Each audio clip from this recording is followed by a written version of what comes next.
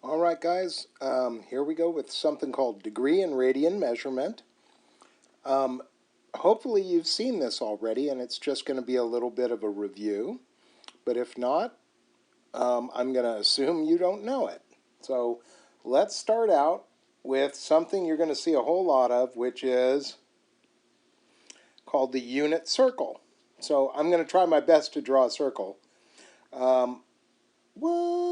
Okay, well, kinda. Anyway, we start over here. This would be called 0 degrees. If I were to start at the origin and draw a 0 degree angle, well, I'd end up on the x-axis. Now, as I rotate in a counterclockwise way, I can generate different angle measurements. Now, you guys would know that any angle I could draw starting at the origin and traveling this direction, as long as I stay in quadrant 1, I would be generating acute angles. So just looking at the angle I just drew, a good estimate of how big that angle would probably be about 40 degrees, let's say. Maybe 41 degrees, I don't know. But you get my idea. Hopefully from geometry you remember that stuff. But there's more to it. We don't just stay in quadrant 1 anymore. We will be drawing angles all over the coordinate system. So I'm going to get rid of that drawing I just made. And I'm going to say, well, so we start at 0 degrees. And if we're going in a counterclockwise direction, the way my arrow is there, we call this positive rotation, or we call these positive angles. So all the way up at the top here, that would be a 90-degree angle. I would form a 90-degree angle because when we make our measurements, we always start right here on the positive side of the x-axis when we are writing degree measurements. So we get a 90-degree angle there. I'm going to get rid of that little 90-degree symbol because, whoops, come on, get rid of it. There we go. And go all the way half circle. Well, we all know that's pulling a 180, right? If I went all the way over there, we also call that a straight angle because it looks like a straight line if you start at 0. And then I'm hoping you go, oh, that's 270. This is coming back to me. And if I make a full rotation, all the way around, I would be all the way back to 360 degrees. So, let me ask you just a question. If I asked you to draw a 120-degree angle, or just visualize what would that angle look like, which quadrant would I end up in? Remember, I have 4 quadrants. Would I be in quadrant 1, quadrant 2, quadrant 3, or quadrant 4? And hopefully you say that's easy. I would end up in quadrant 2. You'd be correct. But what if I take that same angle and I stick a negative in front of it and I say, where is a negative 100-degree angle going to end up? Well, when it comes to this stuff, well, I'm going to be traveling in this direction. When we talk about angle measurements, oh gosh, I tried to squeeze that in there. That says negative. Oh my God, that's kind of ugly. That would be negative rotation. Negative rotation is clockwise. I really hope you can see what that says. That says the word negative. But we have negative rotation. So instead, we would say, okay, I start at 0. I always start on the positive side of the x-axis. But if I did a negative rotation, let's say, well, I would say that's negative 90 degrees where I just stopped. And then I'd go a little bit more, 30 degrees more. And I would end up like right there. So you could say this is a negative 120-degree angle. And I'm hoping that this is not new stuff to you. I'm also going to remove that, get it out of the way for a second here. But what we do in trigonometry is a lot of the time we do not measure things in degrees. Most of the time we will use radian measurement. Now, it doesn't mean I hate degrees. I have nothing against them. But we have a different world. So over here, this is like my description of what it looks like when you're talking about degrees. But over here, I'm going to draw myself another unit circle. And here we go. Let's see. Oh gosh, oh my God. You know what? I can do better than that. Give me one more try. That was really bad. Okay. Yeah, not much better, but okay, you get the idea. See, here's the difference. What I'm going to illustrate over here is something called radian measure. Now, we call it a unit circle based on this. The circumference of a circle is 2 pi r. And no matter how big the radius is, when I go around a circle, it's still 360 degrees, no matter how big that radius is, short radius, large radius. If I travel around the outside, it's 360 degrees. So what they do is they say, well, what if the radius was equal to, let's use the easiest number in the world we can, what if that radius was 1? Well, then what would the circumference of that circle be? It would be 2 pi. And what does circumference mean? It means distance around the outside. So in radian town, we don't call this 0 degrees, we call it 0 radians. And if I go all the way around the outside, I call it going 2 pi radians. Whoops, what the heck did I just do? Whoop, no, that's not it. Oh boy, there it is, thank you. So 2 pi radians would be 1 complete revolution. So when we talk about measuring angles, we can either do it in degrees or radians. Now, let's think about it then. If we start at 0 and we go halfway around a circle, well, halfway around would just be 1 pi, not 2 pi. And then we have some little fragmented spots in between. Halfway around would be pi over 2. Half of pi. And then if I go a little bit farther, this guy is 3 pi halves, okay? 3 pi halves. So what I'm trying to get at is there's different ways you can classify angles. One of them is using the word degrees, one is using the word radians, and believe it or not, you will eventually get extremely good with radians. See, I am damaged. I have this, I look at, like somebody says, what is a 3 pi fourths angle? And I instantly know the answer is 135 degrees. I'm just ruined that way. It will happen to you also. It will. But in the meantime, I just want you to know we can have positive rotation with our radian measurements. We can also have, and I'm not even going to try it this time, I'll just write it sideways here, negative rotation with this. So if I asked you, can you draw me a 3 pi fourths angle? And you might say, God, 3 pi fourths? That's a weird sounding angle measurement. Yeah, but think about it. It would put me in which quadrant? Because once again, we don't change the names of the stuff we've already determined. These are still called my 4 quadrants. We still use Roman numerals to describe them. We still start every angle measurement from right here going either positive rotation or negative. So 3/4 is halfway between pi over 2 and pi. So if I asked you, could you sketch this angle? You go, okay, I end up right there. This would be a 3 pi fourths angle.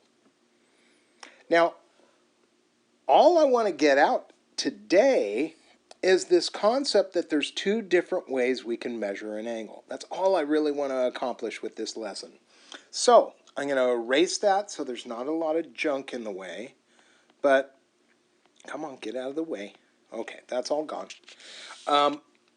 So, if 360 degrees is the same thing as 2 pi when it comes to radian, there's got to be a way so we can convert this kind of stuff. And it just so happens that there definitely is a formula for this stuff. It goes like this.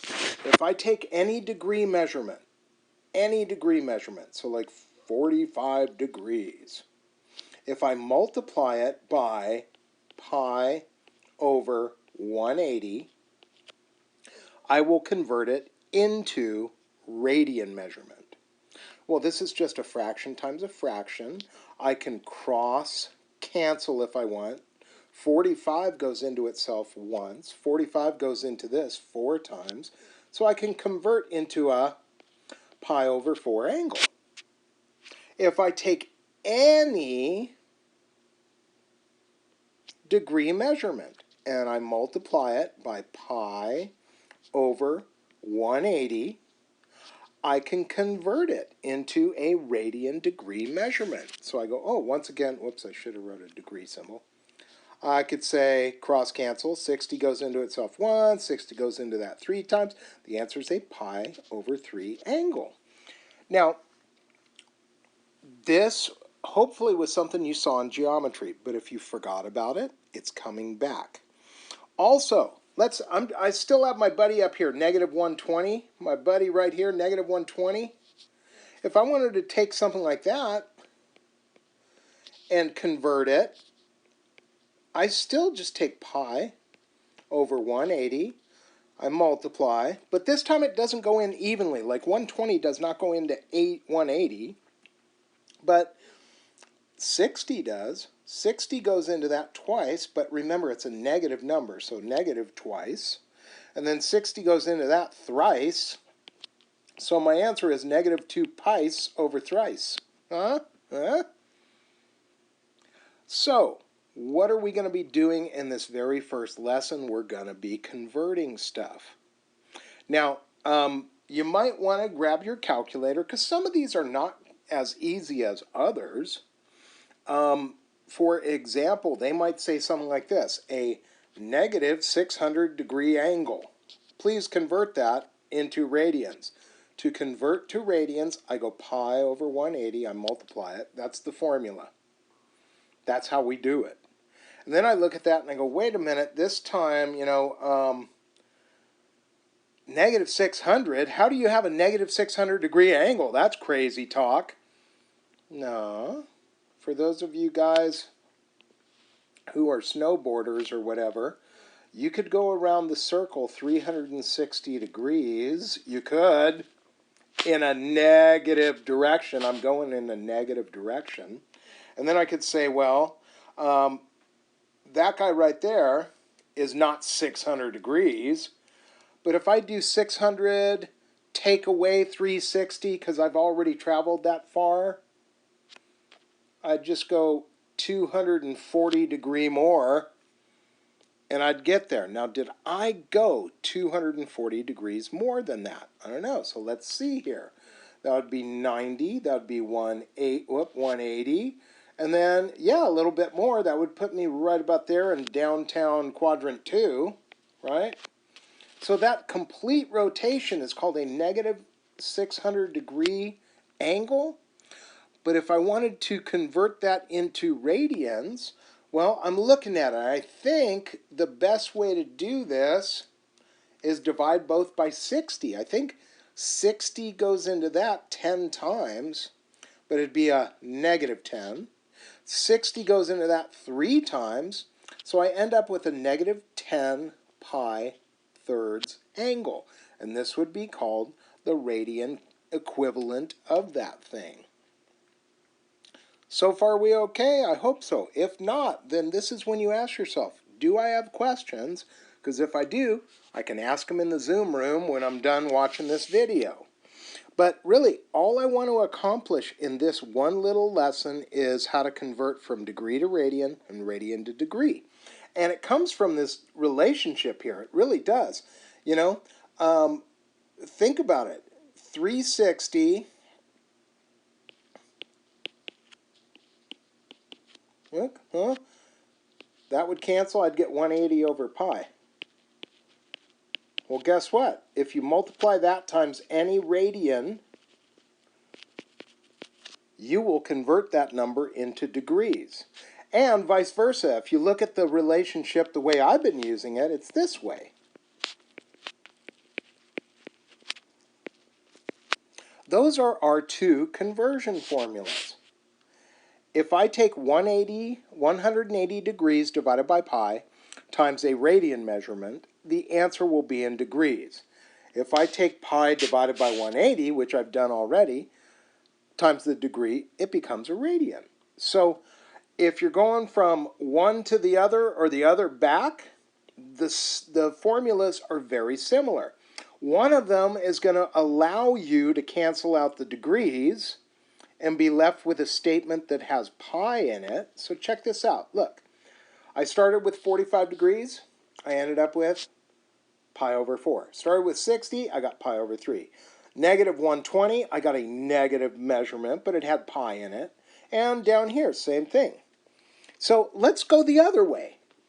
What if they say unto me, what if they say, I have a 5 pi fourths angle, and I would like you to convert it into degrees for me. See, I look at this thing and I go, okay, 5 pi fourths. And you don't have to draw the picture to really do it. But in radians, I start here and I'd go, okay, that's pi over 2, that's pi. But you know what pi is? It's also 4 pi fourths. So like right about there, that would be a 5 pi fourths angle. That's what it would be. Well, what does that look like in degrees? I multiply by 180 over pi. That's how I convert. Because what happens then? The pi will always cancel the pi. Then I could say, hey, 4 goes into 180, and you either have it like, you know, you grab your calculator, it goes in 45 times, but if you have to, you go 4 goes into 180 45 times. But see, I'm going into degree mode now, so I start adding this little tiny symbol, and then I go, hey, what's left over? 5 times 45, and I go 5 times 45, the answer is 225 degrees. Now, I mentioned the picture here. I drew the picture because I don't even think about it anymore. I know where radian measurement, I'm so used to seeing it, I don't think about it anymore. But you guys, your brains have been trained up to this point in your life to understand degrees. So if I said draw a 225 degree angle, you'd probably go, yeah, I'm going to end up in quadrant 3, I get it. But if I say a 5 pi fourths angle, you might not feel as strongly about your convictions. So when they give you something like this, I want you to draw a 3 pi fifths angle. Now let's get a little funky. And I want you to convert that thing into degrees. Well, me personally, I know that if I were to draw just a quick little sketch here, boom, that 3 pi fifths must be, what, in here somewhere? Is it here somewhere? Is it quadrant 1? Is it quadrant 2? Well, let's figure it out. I'm going to take 180 over pi. Let's figure it out for sure. Never guess when you can actually find out the answer to something. I cancel the pi's, and then I go, you know what? 5 goes into 180 evenly. It does. It goes in 36 times. Not a number I'm used to playing with.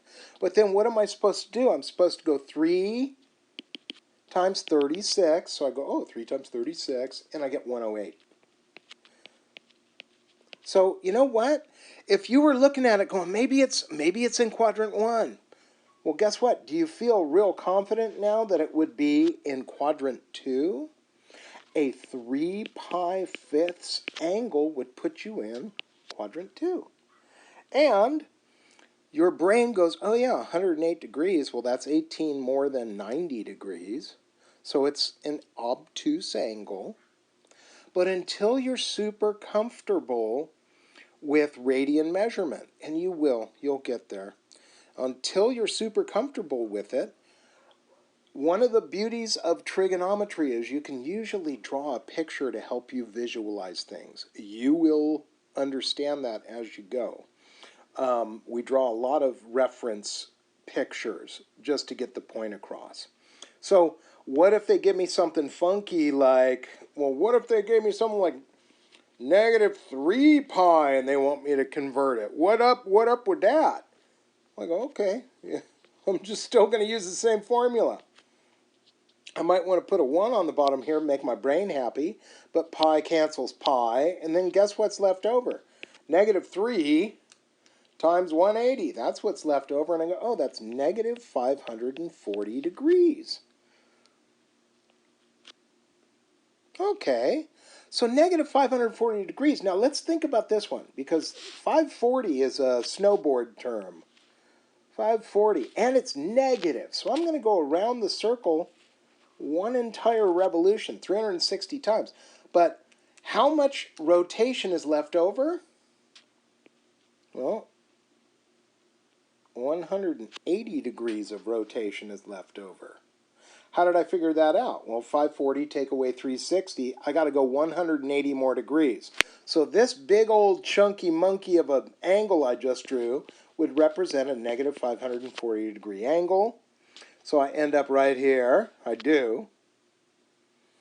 And there you go. You can sometimes end up in a quadrant, and you can sometimes end up between a quadrant.